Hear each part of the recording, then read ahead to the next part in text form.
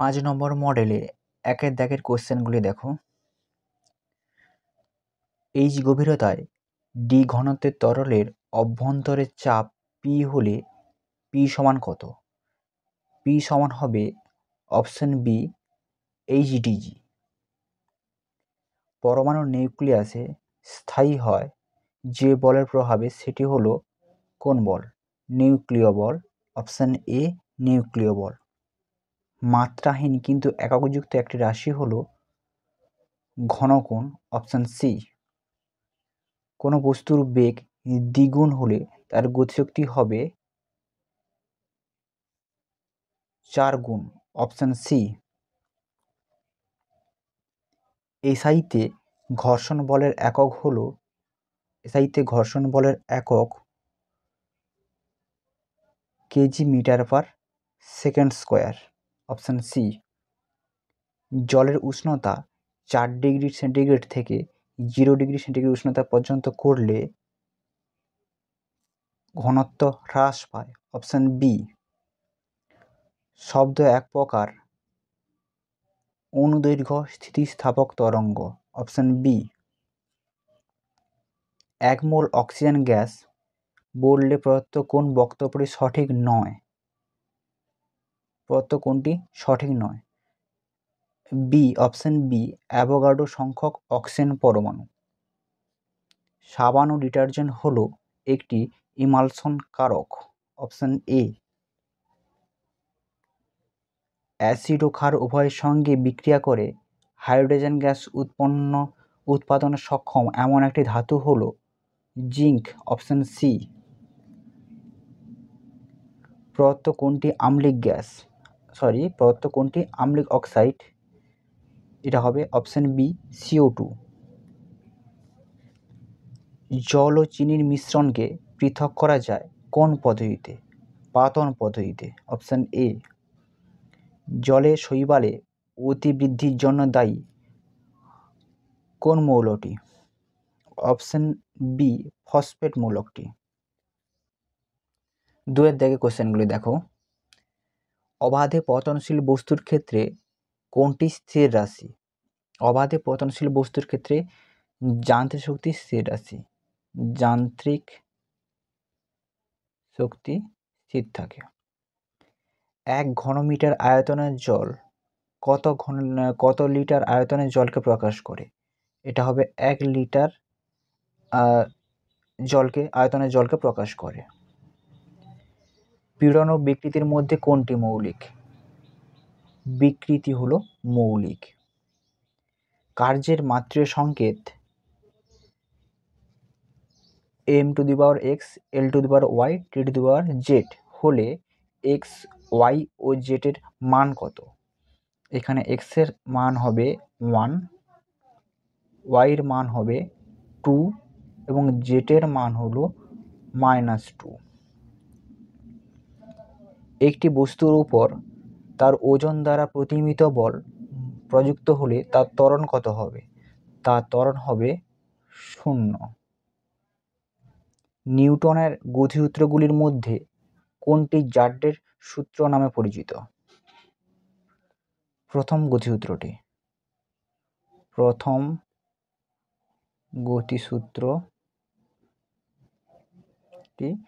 জার্ডের সূত্র নামে পরিচিত। ক্রিয়া প্রতিক্রিয়া একই বস্তুতে কাজ করে। এটা হবে ভুল। এটা ক্রিয়া প্রতিক্রিয়া দুটো আলাদা বস্তুতে কাজ করে, অর্থাৎ মিথ্যা হবে। কার্যের ব্যবহারিক একক কি? কার্যের ব্যবহারিক একক হলো জুল। এসআইতে হচ্ছে জুল। এম ভরের একটি কণার ভরবেগ পি হলে ওর গতিশক্তির মান কত? ওর গতিশক্তি কে কাইনেটিক এনার্জি কে সমান p²/2m হবে।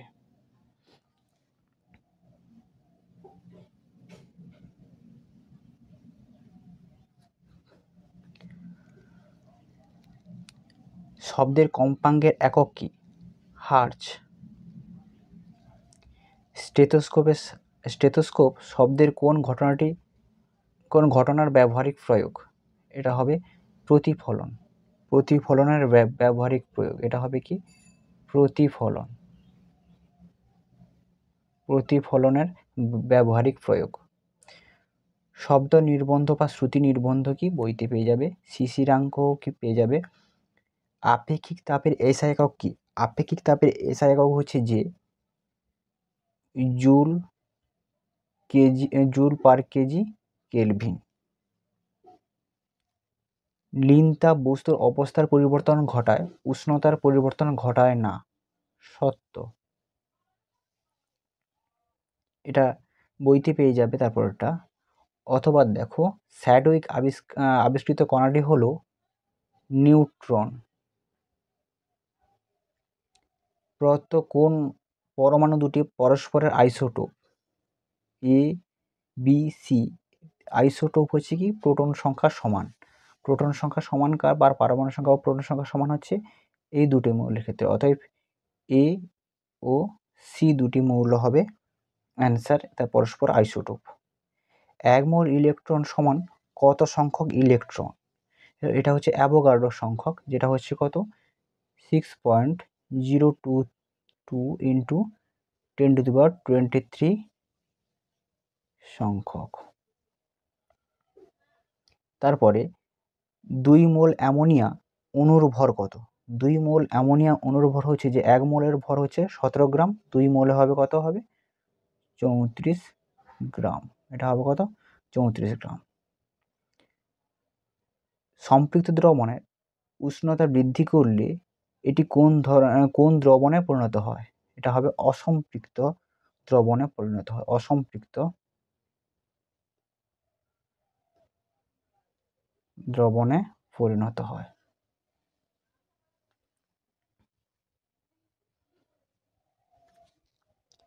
তারপর এটা দেখো, উষ্ণতা বাড়লে দ্রাব্যতা কমে যায় এমন একটি পদার্থের উদাহরণ হচ্ছে যে কলিচুন। কলিচুন। একটি উদ্বায়ী অজলীয় দ্রাবকের নাম। উদ্বায়ী অজলীয় দ্রাবক হবে কি ক্লোরোফর্ম। ক্লোরোফর্ম। বিশুদ্ধ জলে অ্যাসিড যোগ করলে তার পিএইচ এর মানের কি পরিবর্তন হবে? পিএইচ এর মান কমবে। পিএইচ এর মান কি হবে কমবে। জেট এনও একটি উভধর্মী অক্সাইড। সত্য। মিল্ক অফ ম্যাগনেসিয়ার প্রধান উপাদানটি হলো ম্যাগনেসিয়াম হাইড্রোক্সাইড MgOH2। পেট্রোল ও জলের মিশ্রণকে কোন প্রক্রিয়ায় পৃথক করা হয়? সেপারেটরি ফানেলের সাহায্যে। সেপারেটরি ফানেল সাহায্যে আলাদা করা যায়। দুটি ভিন্ন স্ফুটনাঙ্কের তরলের মিশ্রণকে আংশিক পাতন পদ্ধতিতে পৃথক করার ফলে কোনটি সর্বপ্রথম গ্রাহক পাত্রে সঞ্চিত হয়?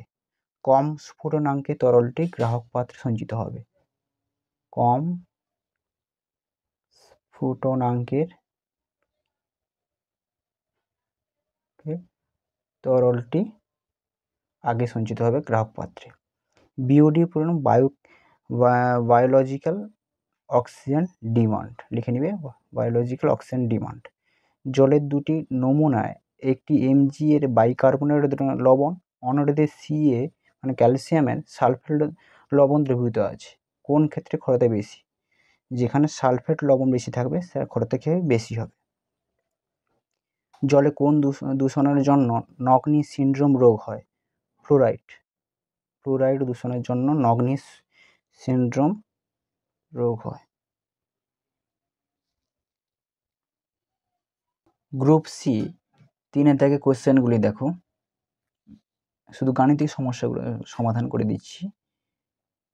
4 দাগে 4 কেজি ভর বিশিষ্ট একটি বন্দুক থেকে 500 মিটার পার সেকেন্ড বেগে 6 গ্রাম ভরের একটি গুলি ছুঁড়লে বন্দুকটি প্রতিক্ষিপ্ত বেগ নির্ণয় করো। অঙ্কটা একটু দেখে নাও।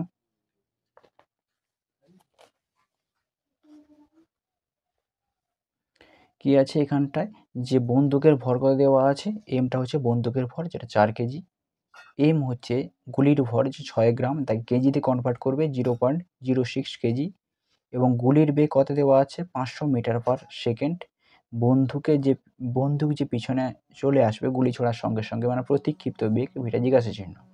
অতএব ভরবেগের সংরক্ষণ সূত্র অনুযায়ী কি জানি যে mv সমান মাইনাস mu, সংরক্ষণ সূত্র থেকে এটা পাওয়া যায়। অতএব ভি সমান কী হবে, মাইনাস m বাই বড় হাতের m ইন্টু ইউ। অর্থাৎ প্রত্যেকটা মান ও প্রত্যেকখান থেকে বসাতে হবে, বসালে যে অ্যান্সারটা আসবে ভি সমান কি 0.75 মিটার পার সেকেন্ড। অতএব এই বেগ নিয়ে বন্দুকটি প্রতিক্ষিপ্ত হবে বা পিছনের দিকে চলে আসবে। তারপরে দেখো 4-এর দাগে না 6-এর দাগের কোশ্চেনটা দেখো, অঙ্কটা একটি 100 ওয়াটের বাল্ব 5 মিনিট জ্বললে কত জুল শক্তি ব্যয়িত হবে। একটি 100 ওয়াটের বাল্ব 5 মিনিট জ্বললে কত জুল শক্তি ব্যয়িত করবে দেখে নাও একটু।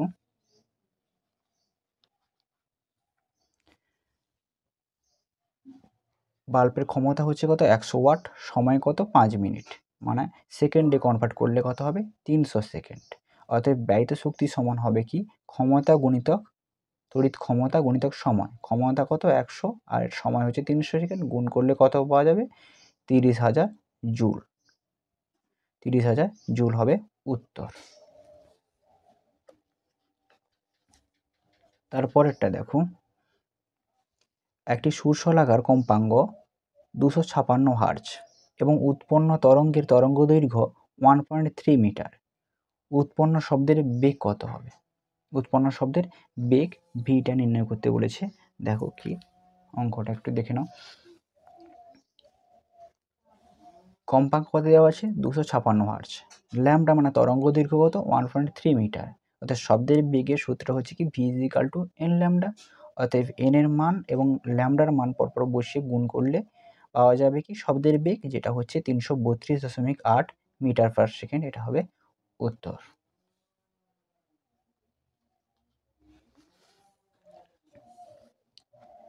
তারপরে দেখো 9-এর দাগে এক্স একটি পরমাণু যা দেওয়া আছে, যার প্রোটন সংখ্যা হচ্ছে 92 এবং ভর সংখ্যা কত 235।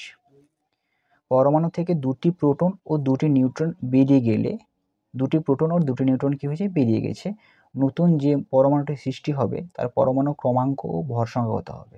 পরমাণু ক্রমাঙ্ক বা প্রোটন সংখ্যা হচ্ছে কত, দুটো প্রোটন বেরিয়ে গেছে, দুটো প্রোটন আগে ছিল কত 92, বেরিয়ে গেলে হবে কত 90, 90টি হবে প্রোটন সংখ্যা বা পরমাণু কম হবে 90 এবং ভর সংখ্যা কত হবে, ভর সংখ্যা ছিল 235 থেকে দুটি প্রোটন ও দুটি নিউট্রন বেরিয়ে গেছে, অর্থাৎ 4 কমবে, 4 কমলে কত হবে 231। তারপরে দেখো 11 দাগে অথবা 40 ডিগ্রি উষ্ণতায় 12 গ্রাম পটাশিয়াম নাইট্রেট 20 গ্রাম জলে দ্রবীভূত হয়ে সম্পৃক্ত দ্রবণে উৎপন্ন করে। এই উষ্ণতায় KNO3 এর দ্রাব্যতা কত হবে। KNO3 এর দ্রাব্যতা কত হবে, দেখো দ্রাব্যতা কত হবে অঙ্কটা একটু দেখে নাও।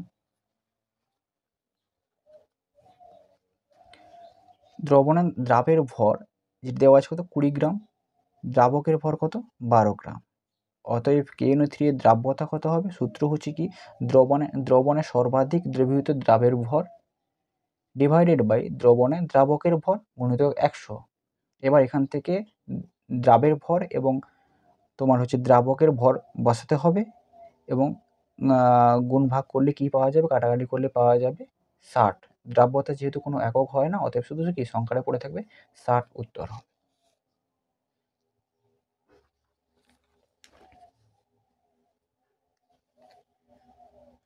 তারপরে গ্রুপ ডিটা দেখো, গ্রুপ ডি হচ্ছে 4-এর দাগেটা দেখো, অক্সিজেন পারমাণবিক সংখ্যা হচ্ছে 8, ভর সংখ্যা হচ্ছে 16 এবং আর্গন যেটা 18, উপরে হচ্ছে 40। মৌল দুটি ইলেকট্রন বিন্যাস দেখা এবং কোনটি নিষ্ক্রিয় মৌল সেটা দেখাতে বলেছে। অক্সিজেনের ক্ষেত্রে অক্সিজেনের হচ্ছে যে ইলেকট্রন বিন্যাস, আর যতগুলা প্রোটন থাকে ততগুলা থেকে ইলেকট্রন স্বাভাবিক অবস্থায়, অতএব ওর ক্ষেত্রে 8টা থাকলে প্রথম কক্ষ হচ্ছে কে, তারপর হচ্ছে এল, তারপর হচ্ছে এম। অতএব কে কক্ষে কি হবে, কে কক্ষে হবে 2টো থাকে, তারপর হচ্ছে 2টো, 8টার মধ্যে 2টো হয়ে গেল, আর কটা? 6টা। তারপরে আর এই কতগুলো? 18টি আছে। 18টি থেকে কে কক্ষে কটা থাকবে? 2টো। এল কক্ষে কটা থাকবে? 8টা। কত হলো? 8 × 2 = 10। তারপরটা কত আছে? আর পড়ে আছে 8। তাহলে এম কক্ষে থাকবে 8টি। তাহলে এটা হচ্ছে পুরোপুরি ইলেকট্রন মাস। কে কক্ষে 2টো, এল কক্ষে হচ্ছে 8টি, এম কক্ষে 8টি। অর্থাৎ এর মধ্যে নিষ্ক্রিয় মৌল কোনটা? নিষ্ক্রিয় মৌল হচ্ছে কি, যাদের বাইরের কক্ষে 8টি ইলেকট্রন থাকে তারা হচ্ছে নিষ্ক্রিয়। এর ক্ষেত্রে দেখো 8টি মৌল আছে, অতএব এ আর হচ্ছে নিষ্ক্রিয় মৌল। নিষ্ক্রিয় মৌল কোনটা? এ আর হচ্ছে, আর কোনটা হচ্ছে নিষ্ক্রিয় মৌল। তারপর 5-এর দাগে 9 গ্রাম জলে মোট অণুর সংখ্যা কত? এর মধ্যে কয়টি হাইড্রোজেন ও কয়টি অক্সিজেনের পরমাণু আছে সেগুলো দেখাতে হবে। দেখো অ্যান্সারটা, অঙ্কটা একটু দেখে নাও 4-এর দাগে। 5,